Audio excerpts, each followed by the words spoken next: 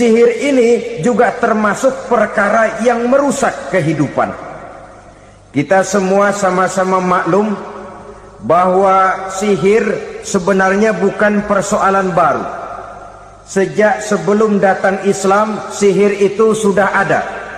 Di zaman Yunani kuno, sihir ada. Di zaman Mesir kuno, di zaman Cina kuno, dan yang lain-lain yang serba kuno, sihir itu sudah ada. Bahkan para nabi pun, para rasul yang diutus oleh Allah Subhanahu wa ta'ala, senantiasa berhadapan dengan ahli-ahli sihir untuk menguji kebenaran dari misi yang mereka bawa. Sihir adalah perbuatan di luar kebiasaan yang bisa dikerjakan oleh ahlinya dengan bantuan jin atau setan. Hukum mempelajari sihir adalah haram, mengamalkannya lebih haram lagi. Sebab itu saudara-saudara, sihir merupakan perbuatan merusak yang harus kita jauhi. Ciri-ciri daripada perbuatan sihir, pertama, ia mengandung tipuan, bayangan khayal. Di zaman Nabi Musa misalnya, orang melihat tambang-tambang itu seperti ular. Nabi Musa melayangkan tongkatnya menjadi ular-ular besar yang memakan ular-ular kecil ciptaan tukang-tukang sihir Fir'aun tadi. Lalu sihir bisa terjadi dengan bantuan jin kafir atau setan. Kemudian ciri yang ketiga, sifatnya halus dan tersembunyi. Taruh kata ada seorang ahli sihir yang mempergunakan ayat-ayat Quran sebagai jompa-jampe, sebagai baca-bacaan, itu cuma sekedar kedok. Tujuannya tidak lain menjadikan agama sebagai ketok untuk membenarkan cara yang dimurkai oleh Allah Subhanahu wa ta'ala. Satu hadis yang diriwayatkan oleh Imam Bazar dan Tabrani, Nabi berpesan, "Laisa minna man tatayyara lahu au takahhana au tukuhhina lahu au sahira lahu." Tidak termasuk ke dalam golonganku, kata Nabi. Tidak termasuk umatku. Siapa mereka? Man tatayyara lahu, orang yang bertatoyur. Apa tatoyur itu? Dari kalimat toyaro, artinya terbang. Toir biasa diartikan dengan burung. Tatoyaro percaya kepada suara-suara burung. Man tatayyara lahu, mempercayai, meyakini dengan benar-benar kepada suara beburungan. Kan suka ada itu, nah bunyi burung tuh, maling liwat. Maling liwat. Burung bunyi, maling liwat. Itu termasuk tatayyara lahu, percaya kepada suara burung. Kan aneh kalau suara orang nggak dipercaya, suara burung malah dipercaya. Ada ustadz ceramah, kiai ngaji, nggak mau didengerin, burung dengerin bener. Nah, suaranya dari sebelah mana? Belah kulon. Nah, itu tandanya anu. Habis dihitung-hitung, itu termasuk tatayyara lahu. Au takahana, atau bertenung, au tukuhina, atau minta ditenungkan, au sahirolahu, atau melakukan perbuatan sihir, atau minta disihirkan. Laisa minna, tidak termasuk ke dalam golonganku, kata Nabi.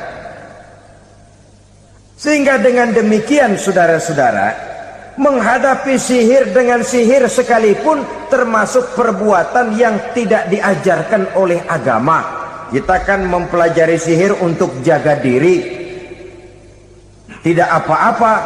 Yang dilarang mengamalkannya, dilarang juga mempelajarinya. Sebab orang kalau sudah mengetahui, biasanya lalu terangsang untuk mencoba.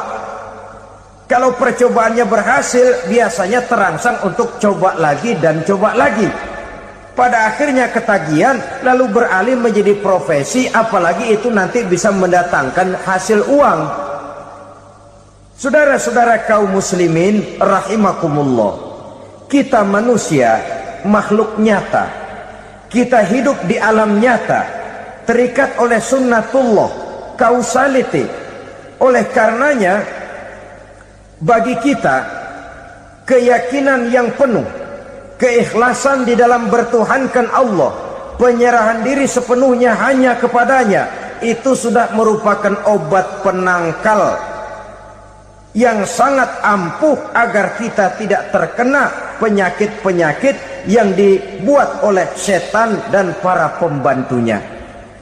Sehingga beberapa ayat Quran mengajarkan, misalnya a'udzu bikalimatillahi tammati min syarri ma khalaq, atau bismillazi la yadurru ma'asmihi syai'un fil ardi wala fis sama', dengan menyebut nama Allah yang tidak bisa mendatangkan bahaya sedikit pun, dari baik yang datang dari langit maupun yang datang dari bumi.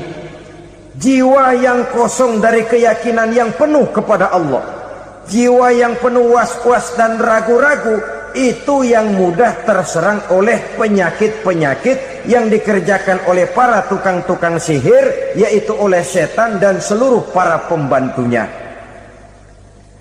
Kemudian hadis kedua yang diriwayatkan oleh Imam Ibnu Hibban, Nabi bersabda, la yadkhulul jannata mudminu khamrin wala mu'minu bisihrin wala qati'u rahmin. Tidak masuk surga. Ini Nabi yang bilang, tidak masuk surga. Siapa itu? Pertama, mudminu khamrin, orang yang berkekalan dalam mabuk. Selalu mudminun itu sudah menjadi perbuatan rutinnya, tidak kapok-kapoknya, teler seumur hidup. Mudminu khamrin, tidak masuk surga orang yang selalu bermabuk-mabukan. Yang kedua, wala mu'minu bisihrin, orang mukmin tapi main sihir. Ini juga oleh Nabi diperingatkan, tidak akan masuk surga orang mukmin tapi suka main sihir. Wala qati'u rahmin, dan tidak juga orang yang memutuskan silaturahmi. Tiga macam manusia yang diperingatkan Nabi tidak akan masuk surga: orang yang selalu mabuk, orang mukmin yang main sihir, dan orang yang memutuskan silaturahmi. Saudara-saudara kaum muslimin rahimakumullah. Lalu orang berkata, kenapa dilarang kita bersihir? Padahal Rasul sendiri kan punya mukjizat. Nah, kita memang harus membedakan antara mukjizat dengan sihir. Dalam kehidupan agama kita kenal ada yang namanya mukjizat, ada yang namanya karomah atau keramat biasa diucapkan, ada yang namanya maunah, ada yang namanya irhas, ada juga yang namanya sihir. Kesemuanya ini berbeda, saudara-saudara. Yang dinamakan mukjizat itu khusus untuk para rasul saja. Satu kejadian luar biasa yang terjadi dilakukan oleh rasul atas izin dari Allah Subhanahu wa ta'ala. Perbedaannya dengan sihir jelas. Sihir dari setan, mukjizat dari Allah. Sihir bisa dipelajari, mukjizat tidak. Sihir umumnya untuk maksud-maksud yang tidak baik, sedangkan mukjizat untuk memperkuat kebenaran yang disampaikan oleh para rasul dan ditentang oleh umatnya. Bahkan kafir Quraisy dahulu menganggap orang-orang ahli sihir itu berada dalam satu posisi yang hina, sehingga mereka mengatakan Nabi dan menuduh Nabi Muhammad sebagai tukang sihir. Tuduhan sebagai tukang sihir adalah tuduhan yang sangat aib dan hina. Di tengah masyarakat kufar jahiliyah, kedudukan tukang sihir dipandang sebagai kedudukan yang hina, sehingga mereka mengejek Nabi dengan sebutan tukang sihir.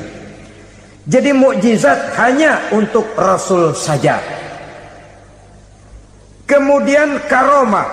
Karomah ini asal kata dari karoma, kehormatan, kemuliaan yang diberikan Allah kepada hamba-hambanya yang rajin mendekatkan diri kepadanya. Oleh karena ketekunannya melaksanakan ibadah, Allah memberikan keistimewaan kepada orang itu yang dengan keistimewaannya dia bisa mengerjakan yang tidak bisa dikerjakan oleh orang lain. Karomah hanya bisa dicapai dengan prestasi ibadah. Kalau sihir mau ibadah apa enggak, asal dia belajar, bersatu dan berteman dengan setan, memenuhi persyaratan-persyaratan setan, biasanya lalu bisa. Sedangkan karomah tidak mungkin terwujud tanpa orang mendekatkan diri sedekat-dekatnya kepada Allah Subhanahu wa ta'ala. Maka kita lihat biasanya orang-orang yang punya ilmu sihir, mukanya rata-rata nggak enak dilihat. Kumuh, jauh dari air wudhu, jauh dari sujud kepada Allah, malah berteman dengan setan, menjadi pelayan-pelayannya setan. Saudara-saudara, adapun maunah, keistimewaan yang diberikan Allah kepada hamba-hambanya yang belum sampai kepada tingkat wali, tapi orang itu lebih banyak kebaikannya daripada kesalahannya. Umpamanya, saudara jalan bertiga di pinggir jalan, saudara ada pada posisi di tengah, lalu bertiga ini ketabrak mobil. Menurut perhitungan saudara mati lebih dahulu, tapi terjadi hal yang aneh, dua teman saudara mati, saudara malah cuma luka dan lecet sedikit saja. Apa itu? Kalau kita lebih banyak kebaikannya daripada kesalahannya, itu yang dinamakan maunah, pertolongan yang diberikan Allah kepada hamba-hambanya yang lebih banyak kebaikannya daripada kesalahannya. Sedangkan yang dinamakan irhas, kejadian luar biasa pada diri seseorang pada waktu dia masih kecil, yang menunjukkan tanda-tanda keistimewaannya. Itu umumnya pada para nabi pada usia kecilnya sudah ada irhas, tanda-tanda istimewa. Jelas baik mukjizat, karomah, maunah maupun irhas berbeda dengan sihir. Sihir ini jelas saja merupakan bantuan dan persekutuan antara manusia dengan setan. Padahal setan, kata Allah dalam Al-Quran, innahu lakum aduwwum mubin, sesungguhnya setan bagi kamu adalah musuh yang sangat jelas. Saudara-saudara kaum muslimin rahimakumullah, di zaman sekarang dalam menghadapi beban kehidupan yang makin pelik, menghadapi stres yang tidak kunjung selesai, menghadapi persoalan-persoalan yang teramat berat, orang sering mencari jalan keluar kepada hal-hal yang menurut pendapatnya bisa meringankan beban moralnya itu. Pergilah dia mencari sesuatu yang dapat meringankan bebannya. Dan tidak jarang yang jatuh ke pangkuan tukang-tukang tenung, ke pangkuan tukang-tukang sihir, yang mereka itu oleh Quran dijelaskan kadzabal munajjimun walau sodaku. Tukang-tukang tenung, tukang-tukang sihir, mereka itu bohong walaupun benar. Maksudnya bohong walaupun benar, artinya kalau yang mereka kerjakan benar, itu sih kebenaran. Benar dengan kebenaran itu lain. Kebenaran, kebetulan bisa, tapi tidak untuk selalu. Apalagi kalau itu sudah membahayakan kehidupan orang lain. Jadi oleh karena itu Nabi berpesan, jauhilah daripada sihir. Kalau sudah jauhilah dari sihir, artinya ya jauhilah daripada mempelajarinya, jauhilah daripada bergaul dengan orang-orang yang ahli di bidang itu, karena dari pergaulan segalanya bisa menular. Riba alias renten, kedoknya adalah menolong orang, tapi sama juga bulu buntutnya dilepas, palanya dicekek. menolong orang pada akhirnya menjadi beban bagi seseorang. Dan memang mencari orang-orang yang berada dalam posisi kesulitan. Biasanya di daerah-daerah di mana musim paceklik jadi lapangan kerja sulit, sedangkan urusan perut tidak bisa ditunda, akhirnya orang terjebak ke dalam rentenir, ke dalam riba, ke dalam renten, bunga berbunga, sehingga satu saat jumlah bunganya bisa lebih besar dari jumlah pinjaman pokoknya. Kemudian kalau juga ternyata tidak bisa dibayar, rumah jadi taruhan. Memang rumah satu-satunya, begitu rumah ditarik mulain camping. Bukankah pada akhirnya akan mewariskan kesengsaraan?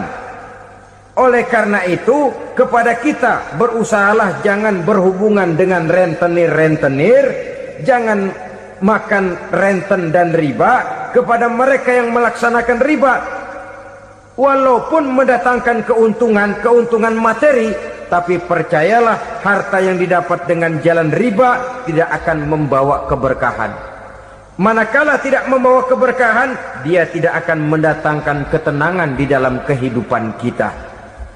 Oleh karenanya, memakan harta riba termasuk perbuatan yang merusak sendi-sendi kehidupan sosial, merusak kehidupan orang lain, merusak kehidupan masyarakat, tetangga, pergaulan, dan sebagainya. Memakan harta anak yatim dengan cara yang zalim. Nih, memang lezat.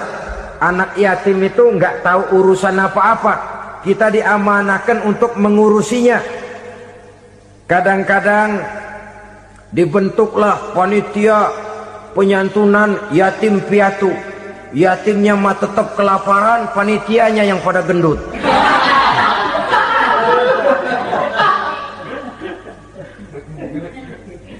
Padahal memakan harta anak yatim termasuk perbuatan dosa besar, dan menjantuni yatim merupakan perbuatan mulia.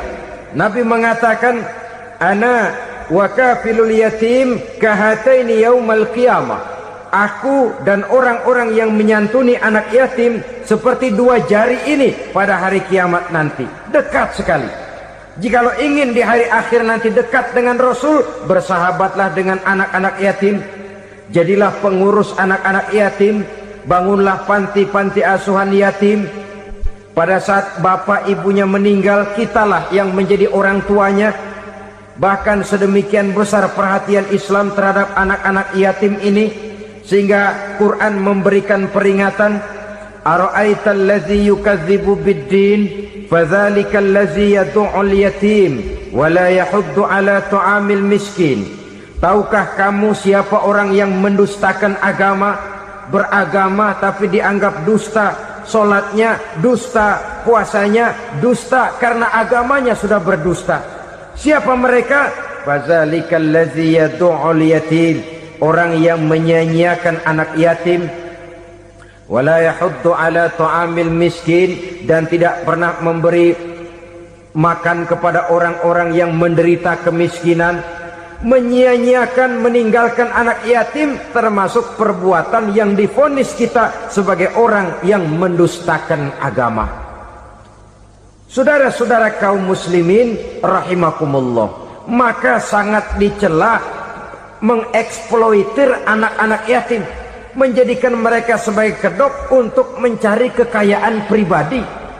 Tetapi jikalau ikhlas, ganjarannya sangat besar, nilai pahalanya sangat besar. Menyantuni yatim tidak hanya setahun sekali. Kalau Muharram pakai istilah lebaran yatim, dibentuklah panitia, diberilah beras, uang 4-5 ribu rupiah, alhamdulillah. Tapi jangan lupa, si yatim tidak hidup cuma satu hari.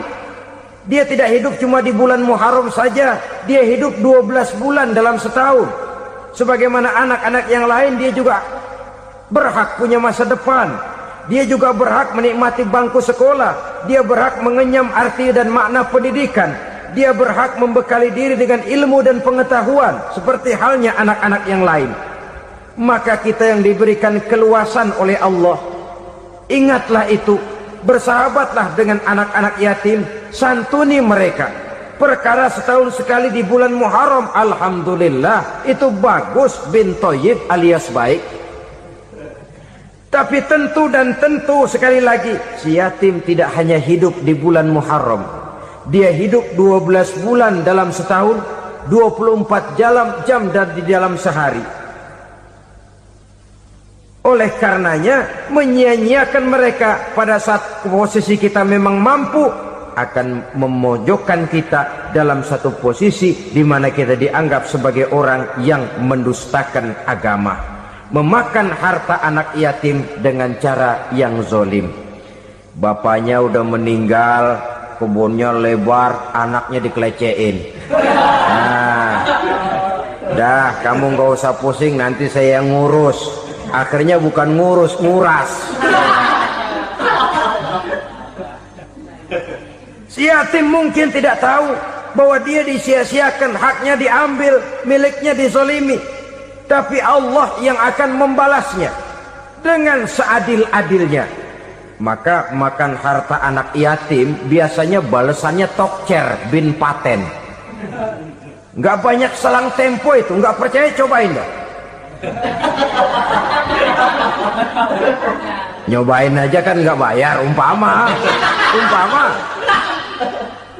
Memakan harta anak yatim dengan cara yang zolim, ganjarannya biasanya kontan. Kenapa? Ratapan si miskin, untayan air matanya, jeritan kepedihan hatinya, membuka pintu langit, permohonannya diijabah, getaran hatinya didengarkan oleh Allah. Maka balasannya biasanya kontan, spontan, tidak menunggu waktu terlalu lama. Itu di dunia, belum lagi di akhirat nanti. Bukankah dalam riwayat Mi'raj diceritakan Nabi melihat di neraka itu orang perutnya sebesar rumah? La haula wala quwata. Itu perut kayak rumah, bagaimana jalannya tuh?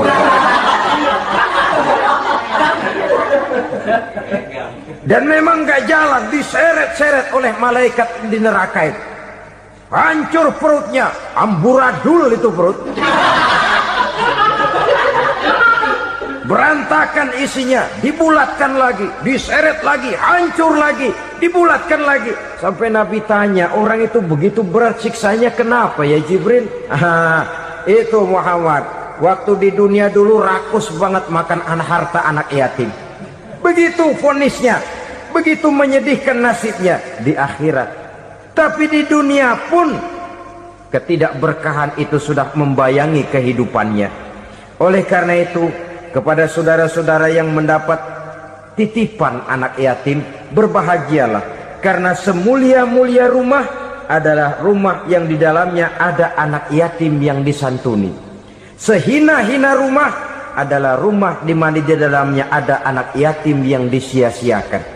Begitu kata Nabi kita. Rumah yang paling mulia dalam pandangan Allah, rumah yang di dalamnya ada anak yatim yang disantuni. Rumah yang paling hina dalam pandangan Allah, rumah yang di dalamnya ada anak yatim yang nasibnya disia-siakan. Berbahagialah saudara apabila menjadi penyantun anak-anak yatim, pelindung mereka, sehingga mereka mempunyai masa depan sebagaimana anak-anak lainnya. Rasulullah sendiri sedemikian peka terhadap keadaan anak-anak yatim karena beliau sendiri memang mengalami. Umur 6 bulan dalam kandungan ibu, beliau sudah ditinggalkan oleh ayahnya. Pada saat berusia 6 tahun, ibu sudah meninggal. Yatim piatu dalam usia di mana beliau sedang perlu belas kasih seorang ibu dan pengertian seorang bapa. Kepekaan itu lalu timbul, bahkan kemudian sampai kepada beliau berkata, aku dan orang yang menyantuni anak yatim seperti jari tengah dan jari telunjuk di hari akhirat nanti. Sedemikian dekatnya. Orang-orang tua bijaksana yang diceritakan di dalam Al-Quran, kalau sudah berpikir tentang anak-anaknya, pertanyaan yang paling mereka risaukan ialah, ma ta'buduna min ba'di? Anakku, kalau pada satu saat aku, ayahmu sudah tidak ada lagi di dunia ini, meninggalkan kamu semua, ma ta'buduna min ba'di? Apa yang akan kamu sembah nak? Jikalau sekarang ayahmu masih mau ke masjid, masih mau melakukan rukuk dan sujud, masih beribadah menyembah Allah Subhanahu wa ta'ala, kalau orang tuamu sudah tidak ada, ma ta'buduna min ba'di, masihkah engkau mau datang ke masjid? Masihkah engkau mau rukuk dan sujud? Masihkah engkau mau menyembah Allah Subhanahu wa ta'ala? Pertanyaan ini yang dipikirkan oleh Nabi Yakub kepada putra-putranya. Pertanyaan ini yang diteruskan oleh Nabi Ibrahim kepada anak-anaknya. Pertanyaan ini yang diwariskan oleh generasi ulama salafus saleh kepada para generasi berikutnya. Bagaimana kita generasi sekarang? Kita orang-orang tua sekarang bukan berfikir ma ta'buduna min ba'di, malah yang kita fikirkan ma ta'kuluna min ba'di. Kalau bapak tidak ada nanti kamu makan apa nak? Perkara kamu nyembah apa? Urusan nomor 18. Yang penting kamu nanti hidup bisa makan nak. Maka kita sibuk mewariskan harta kepada anak-anak kita. Kita sibuk mewariskan kebun dan tanah kepada anak-anak kita.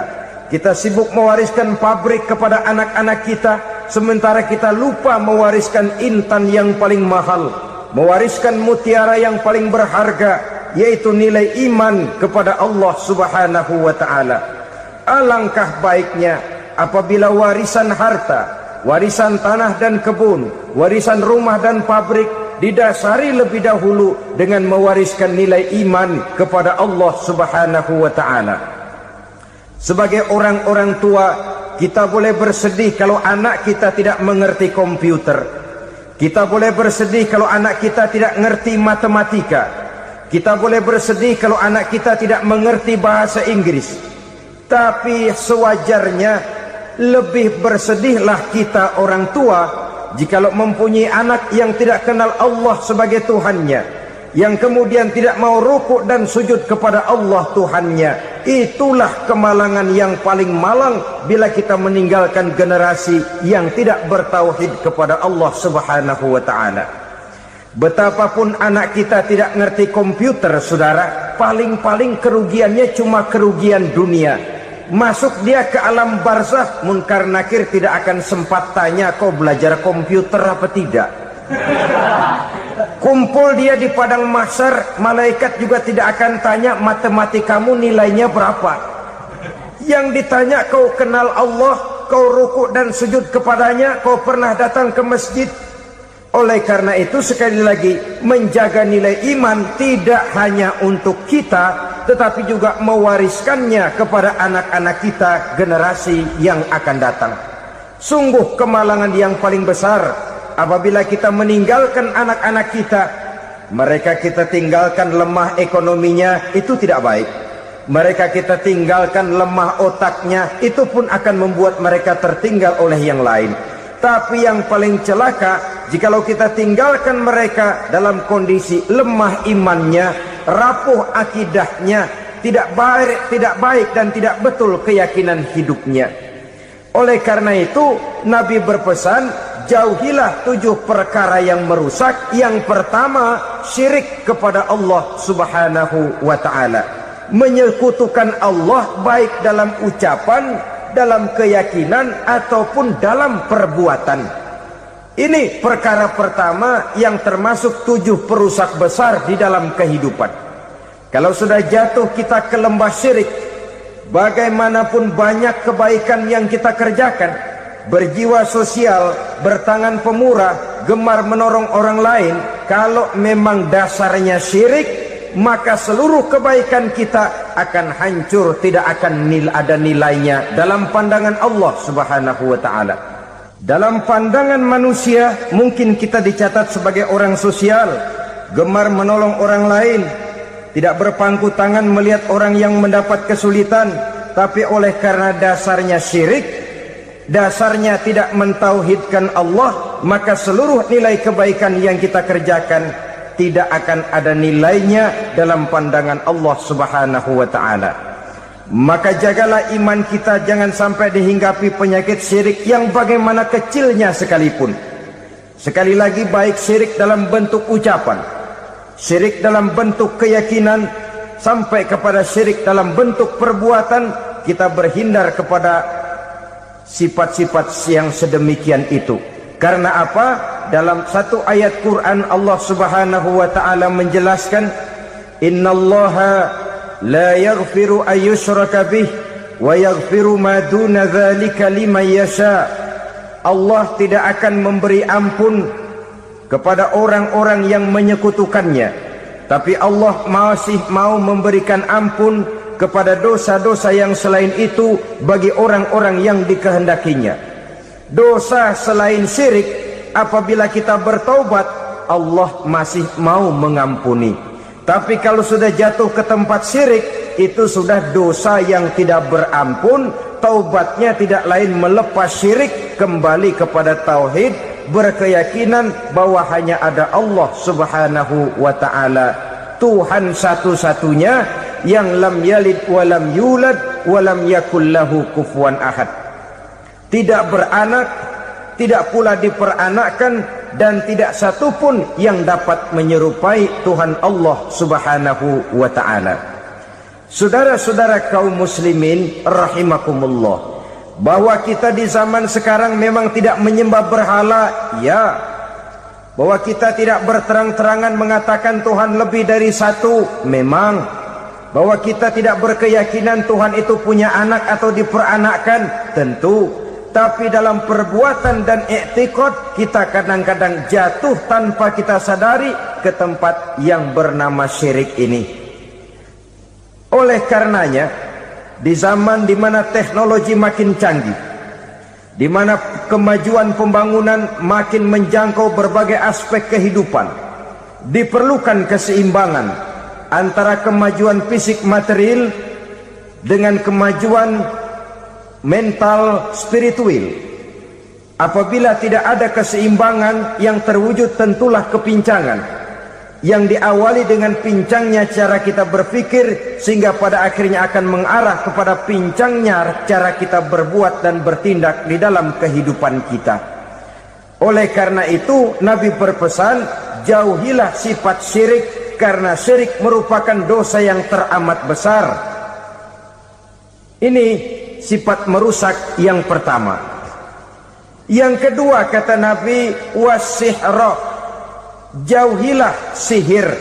Sihir ini juga termasuk perkara yang merusak kehidupan. Kita semua sama-sama maklum bahwa sihir sebenarnya bukan persoalan baru. Sejak sebelum datang Islam, sihir itu sudah ada. Di zaman Yunani kuno, sihir ada. Di zaman Mesir kuno, di zaman Cina kuno, dan yang lain-lain yang serba kuno, sihir itu sudah ada.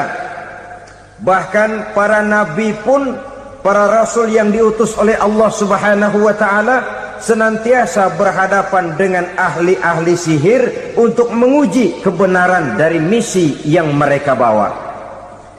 Sihir adalah perbuatan di luar kebiasaan yang bisa dikerjakan oleh ahlinya dengan bantuan jin atau setan.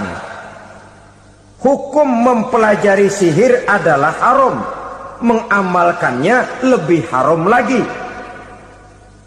Sebab itu saudara-saudara, sihir merupakan perbuatan merusak yang harus kita jauhi. Ciri-ciri daripada perbuatan sihir, pertama, ia mengandung tipuan, bayangan khayal. Di zaman Nabi Musa misalnya, orang melihat tambang-tambang itu seperti ular. Nabi Musa melayangkan tongkatnya menjadi ular-ular besar yang memakan ular-ular kecil ciptaan tukang-tukang sihir Fir'aun tadi. Lalu sihir bisa terjadi dengan bantuan jin kafir atau setan. Kemudian ciri yang ketiga, sifatnya halus dan tersembunyi. Taruh kata ada seorang ahli sihir yang mempergunakan ayat-ayat Quran sebagai jompa-jampe, sebagai baca-bacaan, itu cuma sekedar kedok. Tujuannya tidak lain menjadikan agama sebagai ketok untuk membenarkan cara yang dimurkai oleh Allah Subhanahu wa ta'ala. Satu hadis yang diriwayatkan oleh Imam Bazar dan Tabrani, Nabi berpesan, "Laisa minna man tatayyara lahu au takahhana au tukuhhina lahu au sahira lahu." Tidak termasuk ke dalam golonganku, kata Nabi, tidak termasuk umatku. Siapa mereka? Man tatayyara lahu, orang yang bertatoyur. Apa tatoyur itu? Dari kalimat toyaro, artinya terbang. Toir biasa diartikan dengan burung. Tatoyaro percaya kepada suara-suara burung. Man tatayyara lahu, mempercayai, meyakini dengan benar-benar kepada suara beburungan. Kan suka ada itu, nah bunyi burung tuh, maling liwat. Maling liwat, burung bunyi, maling liwat. Itu termasuk tatayyara lahu, percaya kepada suara burung. Kan aneh kalau suara orang nggak dipercaya, suara burung malah dipercaya. Ada ustadz ceramah, kiai ngaji, nggak mau didengerin, burung dengerin bener. Nah, suaranya dari sebelah mana? Belah kulon. Nah, itu tandanya anu. Habis dihitung-hitung. Itu termasuk tatayyara lahu. Au takahana, atau bertenung, au tukuhina, atau minta ditenungkan, au sahirolahu, atau melakukan perbuatan sihir, atau minta disihirkan. Laisa minna, tidak termasuk ke dalam golonganku, kata Nabi. Sehingga dengan demikian, saudara-saudara, menghadapi sihir dengan sihir sekalipun termasuk perbuatan yang tidak diajarkan oleh agama. Kita kan mempelajari sihir untuk jaga diri, tidak apa-apa. Yang dilarang mengamalkannya, dilarang juga mempelajarinya. Sebab orang kalau sudah mengetahui, biasanya lalu terangsang untuk mencoba. Kalau percobaannya berhasil, biasanya terangsang untuk coba lagi dan coba lagi. Pada akhirnya ketagihan, lalu beralih menjadi profesi, apalagi itu nanti bisa mendatangkan hasil uang. Saudara-saudara kaum muslimin rahimakumullah, kita manusia makhluk nyata, kita hidup di alam nyata, terikat oleh sunnatullah, causality. Oleh karenanya bagi kita keyakinan yang penuh, keikhlasan di dalam bertuhankan Allah, penyerahan diri sepenuhnya hanya kepadanya, itu sudah merupakan obat penangkal yang sangat ampuh agar kita tidak terkena penyakit-penyakit yang dibuat oleh setan dan para pembantunya. Sehingga beberapa ayat Quran mengajarkan, misalnya a'udzu bikalimatillahi tammati min syarri ma khalaq, atau bismillazi la yadurru ma'asmihi syai'un fil ardi wala fis sama, dengan menyebut nama Allah yang tidak bisa mendatangkan bahaya sedikit pun, dari baik yang datang dari langit maupun yang datang dari bumi. Jiwa yang kosong dari keyakinan yang penuh kepada Allah, jiwa yang penuh was-was dan ragu-ragu, itu yang mudah terserang oleh penyakit-penyakit yang dikerjakan oleh para tukang-tukang sihir, yaitu oleh setan dan seluruh para pembantunya. Kemudian hadis kedua yang diriwayatkan oleh Imam Ibnu Hibban, Nabi bersabda, la yadkhulul jannata mudminu khamrin wala mu'minu bisihrin wala qati'ur rahmin. Tidak masuk surga. Ini Nabi yang bilang, tidak masuk surga. Siapa itu? Pertama, mudminu khamrin, orang yang berkekalan dalam mabuk. Selalu mudminun itu sudah menjadi perbuatan rutinnya, tidak kapok-kapoknya, teler seumur hidup. Mudminu khamrin, tidak masuk surga orang yang selalu bermabuk-mabukan. Yang kedua, wala mu'minu bisihrin, orang mukmin tapi main sihir. Ini juga oleh Nabi diperingatkan, tidak akan masuk surga orang mukmin tapi suka main sihir. Wala qati'ur rahmin, dan tidak juga orang yang memutuskan silaturahmi. 3 macam manusia yang diperingatkan Nabi tidak akan masuk surga: orang yang selalu mabuk, orang mukmin yang main sihir, dan orang yang memutuskan silaturahmi. Saudara-saudara kaum muslimin rahimakumullah. Lalu orang berkata, kenapa dilarang kita bersihir? Padahal Rasul sendiri kan punya mukjizat. Nah, kita memang harus membedakan antara mukjizat dengan sihir. Dalam kehidupan agama kita kenal ada yang namanya mukjizat, ada yang namanya karomah atau keramat biasa diucapkan, ada yang namanya maunah, ada yang namanya irhas, ada juga yang namanya sihir. Kesemuanya ini berbeda, saudara-saudara. Yang dinamakan mukjizat itu khusus untuk para rasul saja. Satu kejadian luar biasa yang terjadi dilakukan oleh rasul atas izin dari Allah Subhanahu wa taala. Perbedaannya dengan sihir jelas. Sihir dari setan, mukjizat dari Allah. Sihir bisa dipelajari, mukjizat tidak. Sihir umumnya untuk maksud-maksud yang tidak baik, sedangkan mukjizat untuk memperkuat kebenaran yang disampaikan oleh para rasul dan ditentang oleh umatnya. Bahkan kafir Quraisy dahulu menganggap orang-orang ahli sihir itu berada dalam satu posisi yang hina, sehingga mereka mengatakan dan menuduh Nabi Muhammad sebagai tukang sihir. Tuduhan sebagai tukang sihir adalah tuduhan yang sangat aib dan hina. Di tengah masyarakat kufar jahiliyah, kedudukan tukang sihir dipandang sebagai kedudukan yang hina, sehingga mereka mengejek Nabi dengan sebutan tukang sihir. Jadi mukjizat hanya untuk Rasul saja. Kemudian karomah. Karomah ini asal kata dari karomah, kehormatan, kemuliaan yang diberikan Allah kepada hamba-hambanya yang rajin mendekatkan diri kepadanya. Oleh karena ketekunannya melaksanakan ibadah, Allah memberikan keistimewaan kepada orang itu, yang dengan keistimewaannya dia bisa mengerjakan yang tidak bisa dikerjakan oleh orang lain. Karomah hanya bisa dicapai dengan prestasi ibadah.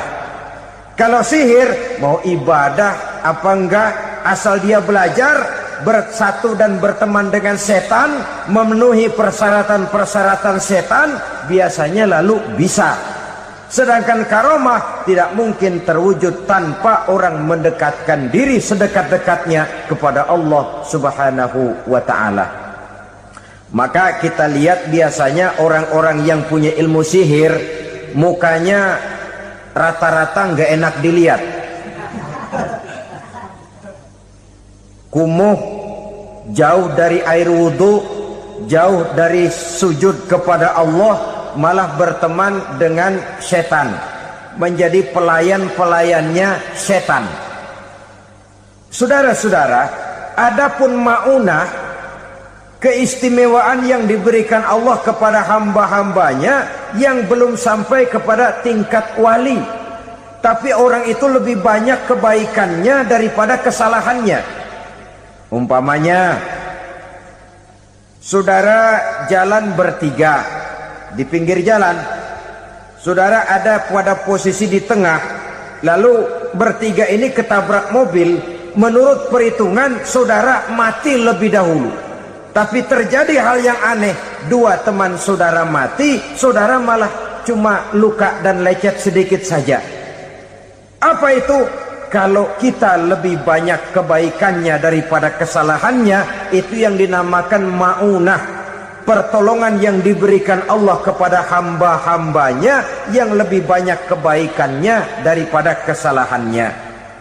Sedangkan yang dinamakan irhas, kejadian luar biasa pada diri seseorang pada waktu dia masih kecil, yang menunjukkan tanda-tanda keistimewaannya. Itu umumnya pada para nabi pada usia kecilnya sudah ada irhas, tanda-tanda istimewa. Jelas baik mukjizat, karomah, maunah maupun irhas berbeda dengan sihir. Sihir ini jelas saja merupakan bantuan dan persekutuan antara manusia dengan setan. Padahal setan, kata Allah dalam Al-Quran, innahu lakum aduwwum mubin, sesungguhnya setan bagi kamu adalah musuh yang sangat jelas.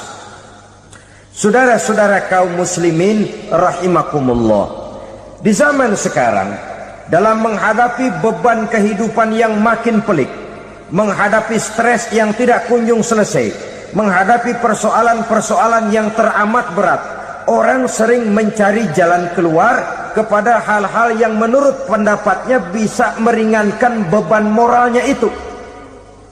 Pergilah dia mencari sesuatu yang dapat meringankan bebannya.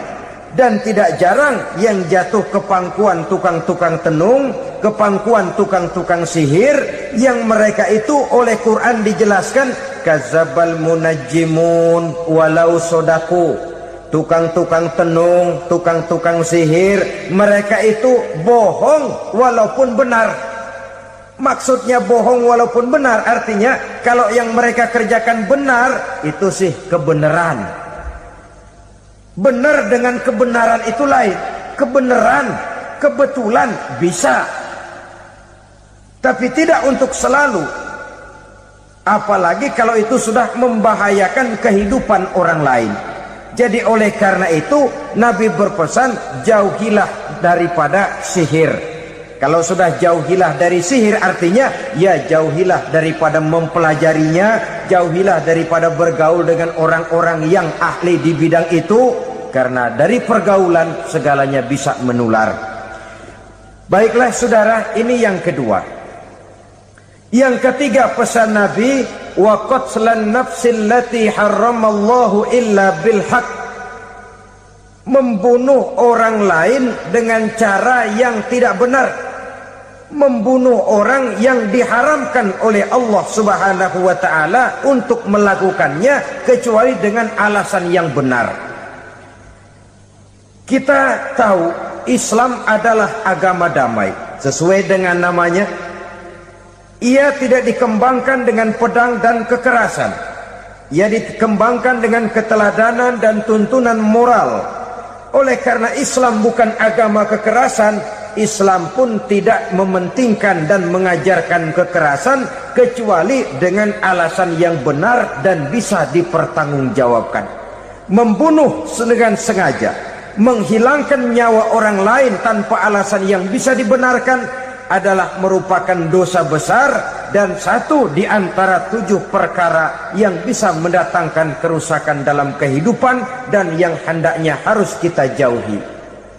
Saudara-saudara kaum muslimin rahimakumullah, beberapa waktu yang lalu di sebuah kota kecil yang indah bernama New Auckland.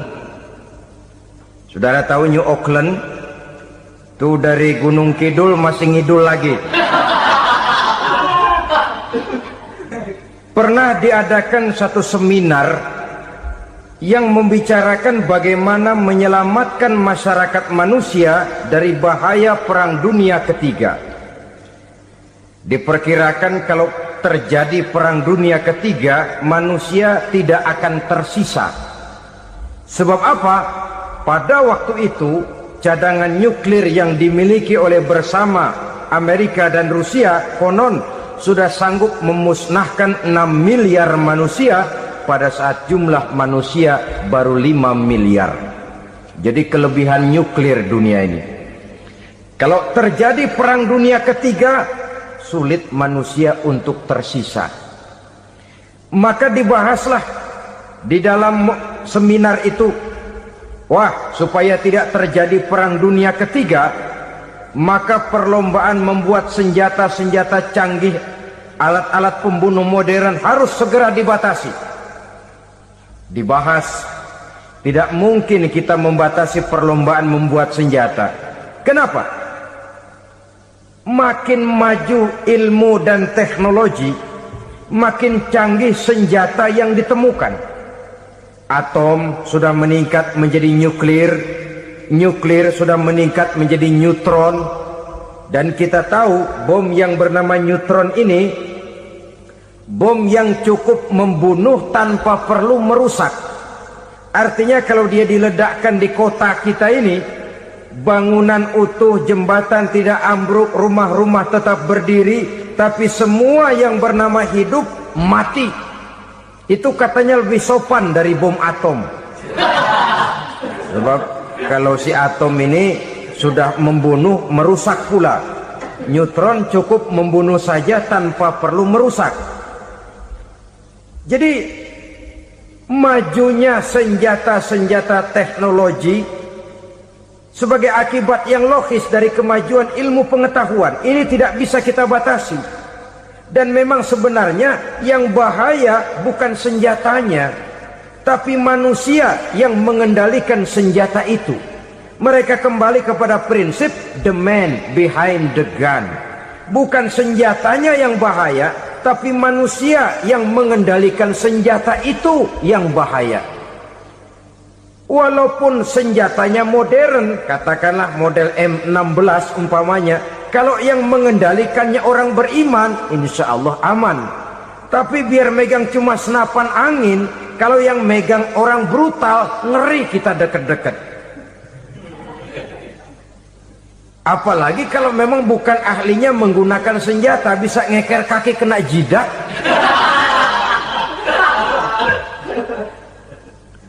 Mereka kembali kepada prinsip lama yang tetap baru. Bukan senjatanya yang harus dibatasi, manusia yang mengendalikan senjata itu yang perlu dibicarakan. Nah, kalau begitu, agar manusia tidak mempergunakan senjata sewenang-wenang, apa yang harus kita lakukan? Ya, manusianya harus bermoral. Ya, tapi moral yang mana? Di dunia ini banyak ajaran tentang moral. Itu pun mudah saja. Di sini kan kita undang saja ahli dari berbagai agama untuk membicarakan konsep perdamaian menurut agamanya masing-masing. Baik, setuju itu? Setuju. Maka tampillah para ahli agama, mereka kembali kepada prinsip moral daripada konsep yang terkandung di dalam ajaran agama untuk menegakkan perdamaian. Mula-mula naiklah ahli dari agama Hindu, dibacakan konsep perdamaian menurut ajaran agama Hindu, bahwa untuk damai manusia harus meninggalkan nafsu keduniaannya, menempuh samsara dan sebagainya untuk mencapai nirwana, menjauhi kemegahan dan kemewahan dunia. Ini lalu dibahas, rasanya juga tidak mungkin ini. Kemudian dari agama Nasrani, bahwa untuk damai manusia harus menciptakan sifat kasih sayang. Kalau ditampar pipi kiri, berikan pipi yang kanan. Kalau diberikan selendang, berikan baju. Nanti orang kasihan, lalu dia tidak akan nampar lagi.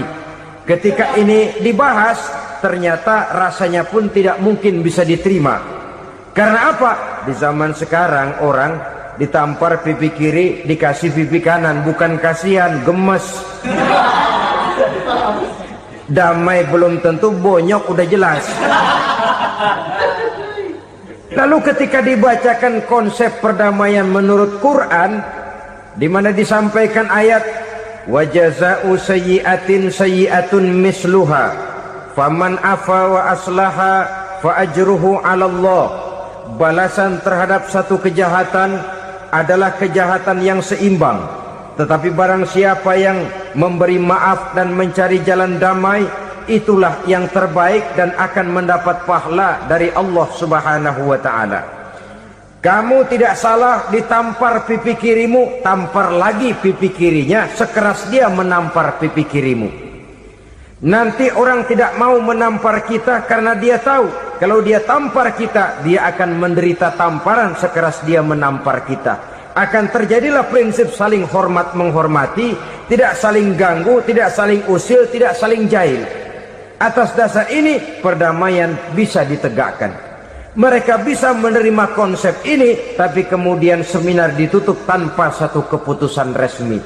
Kenapa? Terus terang mereka kagum dengan konsep Islam, tapi sentimen lama terhadap nilai-nilai Islam telah menutup mata mereka untuk menerima kebenaran dari ajaran Al-Quranul Karim. Saudara-saudara kaum muslimin rahimakumullah, kembali kita kepada persoalan pokok. Roh adalah dari Allah. Dia akan kembali kepada Allah, milik mutlak dari Allah. Tidak pantas kita merampasnya dari orang lain.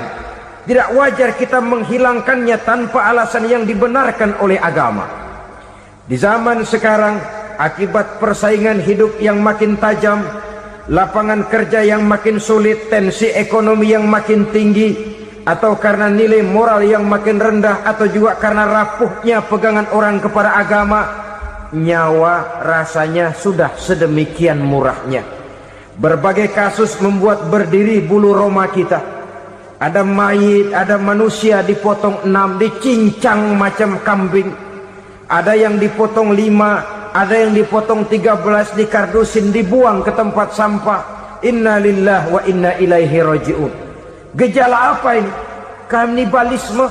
Manusia sudah demikian sadisnya, manusia sudah sedemikian buasnya, sehingga sesama manusia diperlakukan seperti hewan.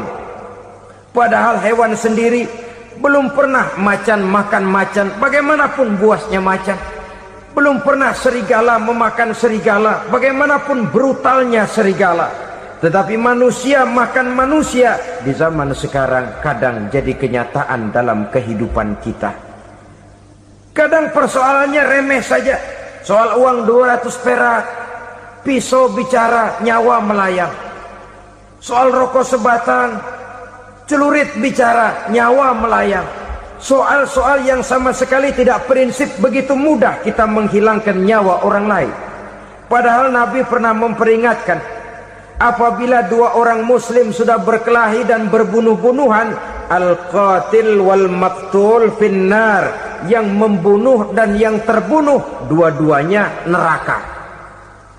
Sahabat heran, ya Rasul, kalau yang terbunuh, kalau yang membunuh masuk neraka itu sih wajar, tapi yang terbunuh kenapa neraka juga? Beliau menjawab, dua-duanya sudah punya niat untuk saling membunuh. Niatnya itu yang diponten. Yang terbunuh cuman lagi apes aja, keduluan dia. Umpama tidak terbunuh, pasti dia yang akan membunuh. Oleh karenanya al-qatil wal maktul, yang membunuh dan yang dibunuh finnar, dua-duanya masuk ke dalam neraka. Islam menghormati kehidupan, tidak hanya terbatas kepada sesama muslim, orang-orang yang berlainan agama pun yang mau hidup berukun, damai, berdampingan dengan umat Islam, jiwa mereka, darah mereka dilindungi oleh nilai-nilai Islam yang disebut dengan kafir zimmi ini. Mengganggu mereka sama saja dengan mengganggu aku, kata Nabi. Jadi oleh karena itu, sayangilah sesama. Kehidupan adalah anugerah Allah, bukan wewenang kita untuk mencabutnya dari orang lain, bukan wewenang kita untuk merampas dan menghilangkannya dari orang lain. Apa yang tidak enak terjadi pada diri kita, begitu pula lah apabila terjadi pada diri orang lain. Sehingga Nabi mengatakan, la yu'minu ahadukum hatta yuhibba li akhihi ma yuhibbu li nafsihi. Belum dikatakan beriman seseorang kamu apabila dia belum mencintai saudaranya seperti ia mencintai dirinya sendiri. Apa yang enak dirasakan oleh orang lain, enak juga dirasakan oleh dia. Mengukur orang lain dengan diri sendiri. Kalau orang lain tanpa salah saya fitnah, kalau saya tanpa salah difitnah orang, enak apa enggak? Enggak, orang lain juga begitu. Kalau orang lain tanpa salah saya tempeleng kepalanya, enak apa tidak? Tidak. Orang lain juga begitu. Yang tidak enak terjadi pada diri kita, tentu tidak enak juga kalau terjadi pada orang lain. Mengukur orang lain dengan diri sendiri, sehingga tidak timbul sifat egois, tidak menari di atas bangkai orang lain, tidak mendirikan kebahagiaan di atas untayan air mata orang lain. Sehingga dengan demikian saudara-saudara, dia bisa menghormati kehidupan, menghormati orang lain sebagaimana dia ingin dihormati. Inilah perbuatan ketiga yang merusak, membunuh orang lain dengan yang diharamkan Allah tanpa alasan yang benar. Yang ketiga.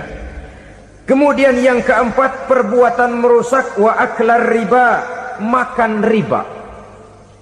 Hidup adalah tolong menolong. Bahasa kerennya take and give katanya. Saling memberi dan saling menerima.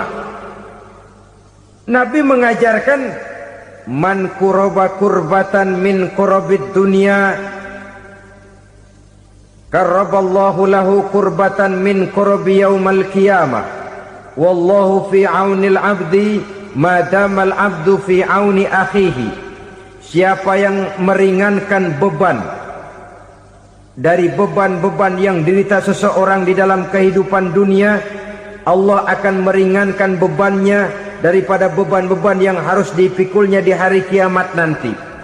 Wallahu fi aunil abdi madamal abdu fi auni akhihi. Allah senantiasa akan menolong seorang hamba selama hamba itu masih mau menolong saudaranya. Allah selalu akan menolong seorang hamba selama hamba itu masih mau menolong saudaranya.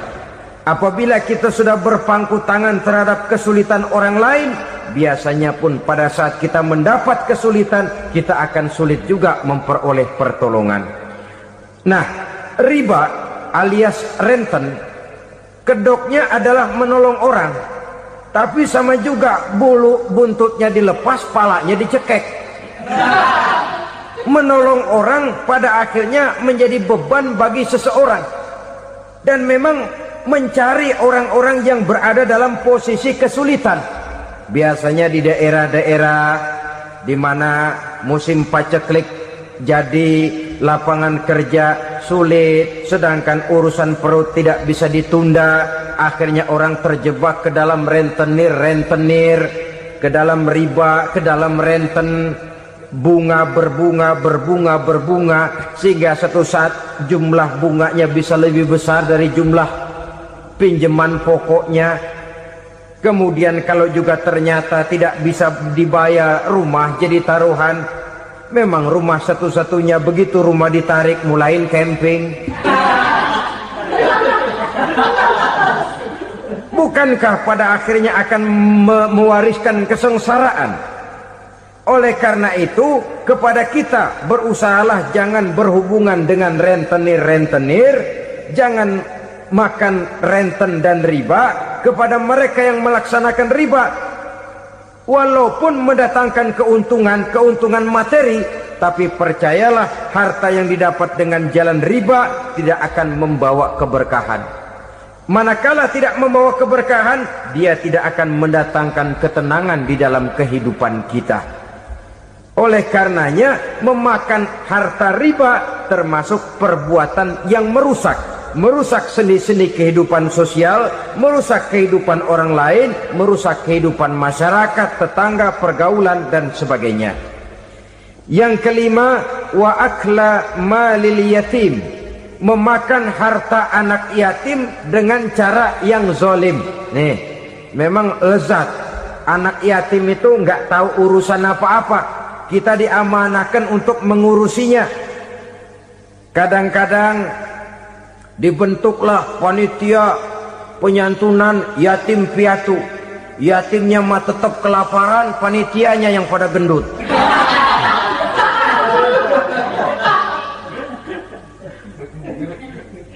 Padahal memakan harta anak yatim termasuk perbuatan dosa besar. Dan menjantuni yatim merupakan perbuatan mulia. Nabi mengatakan, ana wa kafilul yatim kahataini yaumal qiyamah. Aku dan orang-orang yang menyantuni anak yatim seperti dua jari ini pada hari kiamat nanti. Dekat sekali. Jikalau ingin di hari akhir nanti dekat dengan Rasul, bersahabatlah dengan anak-anak yatim. Jadilah pengurus anak-anak yatim. Bangunlah panti-panti asuhan yatim. Pada saat bapak ibunya meninggal, kitalah yang menjadi orang tuanya. Bahkan sedemikian besar perhatian Islam terhadap anak-anak yatim ini, sehingga Quran memberikan peringatan, ara'aital ladzi yukadzibu bid-din fadzalikal ladzi yad'ul yatim wa la yahuddu ala ta'amil miskin. Tahukah kamu siapa orang yang mendustakan agama, beragama tapi dianggap dusta, salatnya dusta, puasanya dusta karena agamanya sudah berdusta. Siapa mereka? Fadzalikal ladzi yad'ul yatim, orang yang menyia-nyiakan anak yatim, wala yahuddu ala ta'amil miskin, dan tidak pernah memberi makan kepada orang-orang yang menderita kemiskinan. Menyia-nyiakan, meninggalkan anak yatim termasuk perbuatan yang divonis kita sebagai orang yang mendustakan agama. Saudara-saudara kaum muslimin rahimakumullah, maka sangat dicela mengeksploitir anak-anak yatim, menjadikan mereka sebagai kedok untuk mencari kekayaan pribadi. Tetapi jikalau ikhlas, ganjarannya sangat besar, nilai pahalanya sangat besar. Menyantuni yatim tidak hanya setahun sekali. Kalau Muharram pakai istilah lebaran yatim, dibentuklah panitia, diberilah beras, uang 45.000 rupiah, alhamdulillah. Tapi jangan lupa, si yatim tidak hidup cuma satu hari. Dia tidak hidup cuma di bulan Muharram saja. Dia hidup 12 bulan dalam setahun. Sebagaimana anak-anak yang lain, dia juga berhak punya masa depan. Dia juga berhak menikmati bangku sekolah. Dia berhak mengenyam arti dan makna pendidikan. Dia berhak membekali diri dengan ilmu dan pengetahuan, seperti halnya anak-anak yang lain.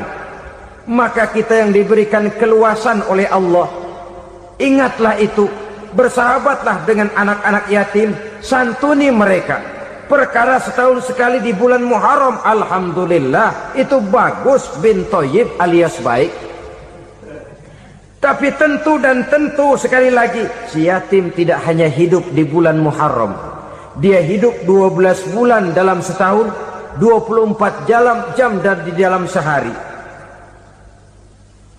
Oleh karenanya, menyia-nyiakan mereka pada saat posisi kita memang mampu akan memojokkan kita dalam satu posisi di mana kita dianggap sebagai orang yang mendustakan agama, memakan harta anak yatim dengan cara yang zolim.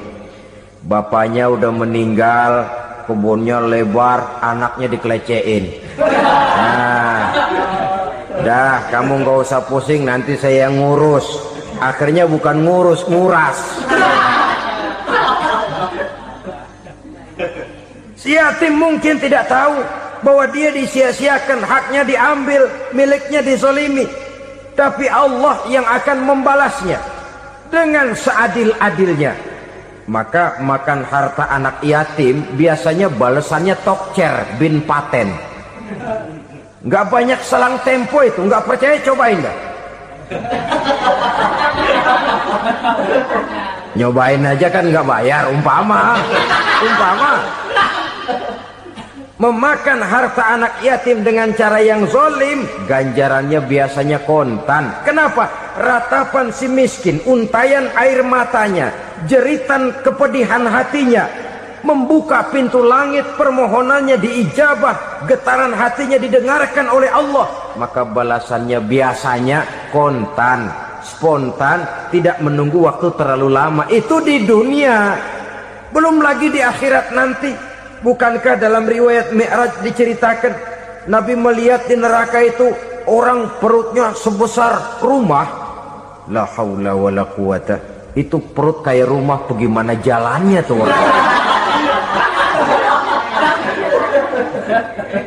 Dan memang gak jalan, diseret-seret oleh malaikat di neraka itu. Hancur perutnya, amburadul itu perut. Berantakan isinya, dibulatkan lagi, diseret lagi, hancur lagi, dibulatkan lagi. Sampai Nabi tanya, orang itu begitu berat siksanya kenapa ya Jibril? Itu Muhammad, waktu di dunia dulu rakus banget makan harta anak yatim. Begitu vonisnya, begitu menyedihkan nasibnya di akhirat. Tapi di dunia pun ketidakberkahan itu sudah membayangi kehidupannya. Oleh karena itu, kepada saudara-saudara yang mendapat titipan anak yatim, berbahagialah, karena semulia-mulia rumah adalah rumah yang di dalamnya ada anak yatim yang disantuni. Sehina-hina rumah adalah rumah di mana di dalamnya ada anak yatim yang disia-siakan. Begitu kata Nabi kita. Rumah yang paling mulia dalam pandangan Allah, rumah yang di dalamnya ada anak yatim yang disantuni. Rumah yang paling hina dalam pandangan Allah, rumah yang di dalamnya ada anak yatim yang nasibnya disia-siakan. Berbahagialah saudara apabila menjadi penyantun anak-anak yatim, pelindung mereka, sehingga mereka mempunyai masa depan sebagaimana anak-anak lainnya. Rasulullah sendiri sedemikian peka terhadap keadaan anak-anak yatim, karena beliau sendiri memang mengalami. Umur 6 bulan dalam kandungan ibu, beliau sudah ditinggalkan oleh ayahnya. Pada saat berusia 6 tahun, ibu sudah meninggal. Yatim piatu dalam usia di mana beliau sedang perlu belas kasih seorang ibu dan pengertian seorang bapa. Kepekaan itu lalu timbul, bahkan kemudian sampai kepada beliau berkata, aku dan orang yang menyantuni anak yatim seperti jari tengah dan jari telunjuk di hari akhirat nanti. Sedemikian dekatnya. Baiklah ya, jadi yang kelima, memakan harta anak yatim. Jauhi, karena ini perbuatan yang merusak.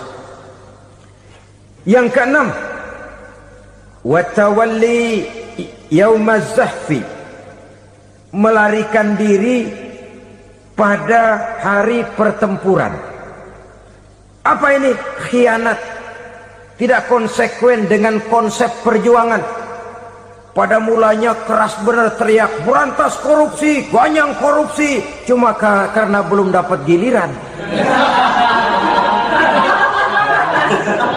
Begitu dia naik dapat kesempatan, korupsinya lebih edan dari yang diteriakinya. Ini termasuk tawalli yaumaz zahfi, berpaling pada hari peperangan.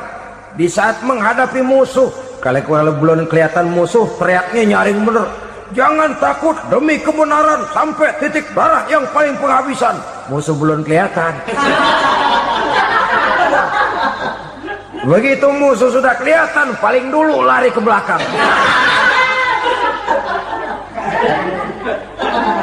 Kalau diajak berjuang ada saja alasannya. Sehingga Quran memberikan peringatan kepada kita semua. Mengapa kamu ini berat? Kalau sudah diajak berjuang di jalan Allah, kakimu seperti terhunjam berakar di perut bumi. Berat untuk melangkah berjuang. Lari dari pertempuran tidak konsekuen dengan konsepsi perjuangan. Mau enaknya saja. Dalam kondisi yang sulit lalu berpangku tangan. Ini termasuk ciri munafik yang di dalam Al-Quran disindir dengan bahasa kullama adha'a lahum masyaufi wa iza azlama alaihim qamu. Waktu terang mereka jalan, giliran gelap mereka mandek. Artinya, maksudnya kalau giliran ada untungnya aja rame-rame teriak Islam. Tapi begitu diminta berjuang, dituntut berkorban, rame-rame mundur. Waktu dilihat di Islam ada untungnya, rame-rame teriak Islam. Pak, saya Islam banget, Pak. KTP saya Islam, Pak. Pokoknya Islam banget dah. Tapi ketika diminta berjuang, dituntut sedikit berkorban, rame-rame mengundurkan diri.